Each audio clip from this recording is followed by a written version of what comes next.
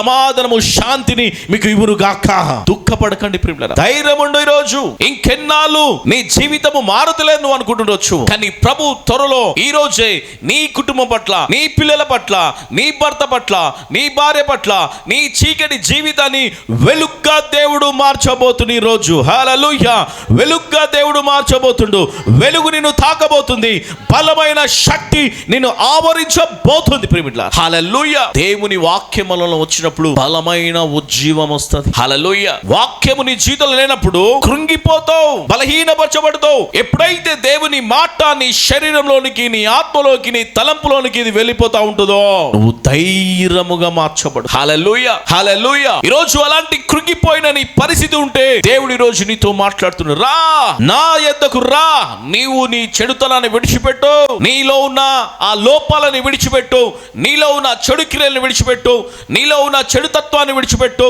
నా వైపు నువ్వు మోకరించి ప్రార్థన చేస్తే నీ జీవితంలో నేను చాలా ప్రత్యేకమైన కార్యాలు చేస్తా. నీ జీవితంలో నేను అద్భుతాలను చేస్తా. నీ పరిస్థితులను మార్చి, నీ ఆందోళనను మార్చి, నీ నిర్ణయాలలో నేను ప్రత్యేకమైన మార్గాలను నేను సరళము చేస్తా. ప్రభువులారా, నిజంగా దేవుడు చేయగల సామర్థ్యం గలవాడు. ఈరోజు ఓటమి అడుగులో నువ్వు ఉన్నవేమో, అవమానమైన అడుగులో నువ్వు ఉన్నవేమో, నిందలని అవమానంలో ఉన్నవేమో, శత్రువులను చుట్టుకొని పదే నిన్ను అవమానపరుస్తురేమో, నీ ఎదుగుదలను చూసి అనేకులు ఏడుస్తూ ఉన్నారేమో కదండి. నీ కుటుంబాన్ని అంధకారాలు చుట్టుకొని ఈరోజు మానసికంగా పరిస్థితులు నువ్వు ఉంటే పరిశుద్ధాత్మ దేవుడు ఈరోజు నీతో మాట్లాడుతున్నాడు, నిన్ను ధైర్యపరుస్తున్నాడు, నీ కుటుంబాన్ని బలపరుస్తున్నాడు.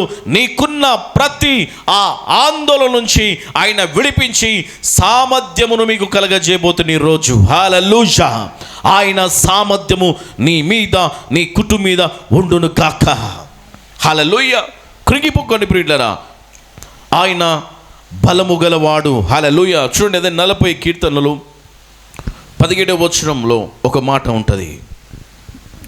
నేను శ్రమల పాలైన దీనుడనైతిని, నేను శ్రమల పాలై దీనుడనైతిని, ప్రభువా నన్ను తలుచుకొనుచున్నాడు. ప్రభువా నేను తలుచుకొనుచున్నాను. ఎక్కడున్నట్టమ్మా? శ్రమలో ఉన్నప్పుడు మన దగ్గర ఆదుకుంటారండి, మనని భుజాన్ని తడతారా? నీకు రోగం కలిగితే అవమానపరుస్తారు నిన్ను. నువ్వు అప్పుల్లో కులుకుపోతే నీ జీవితం ఇలా ఉండాలని అంటారు.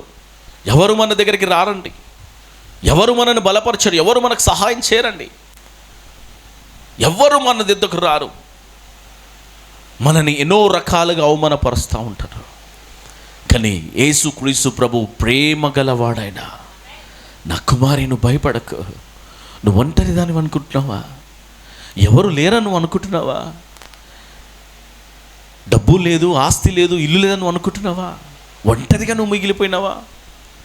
నీ పరిస్థితులలో ఎలాంటి మార్పులు లేక ఆవేదనలో నువ్వు ఉన్నావా? ఇదిగో నేను నీకున్నా, ధైర్యంగా ఉండు. నీ భర్త నీకు ప్రేమ పంచలేమో, నీ పిల్లలు, నీ కొడుకులు నీకు ప్రేమ పంచలేమో, నా ప్రేమ నీకు ఇచ్చి ఉన్నా. ఎంత గొప్పవాడండి నా. హల్లెలూయా, హల్లెలూయా. ఈరోజు నేను విడిచిపెట్టలే. 99 గొర్రెలను విడిచిపెట్టి తప్పిపోయిన దాని కొరకు దేవుడు బ్రతికినాడు, అది నీవే. హల్లెలూయా. ఆ 99 అనుకుంటూ నువ్వు వేసి నీ బ్రతికింతే.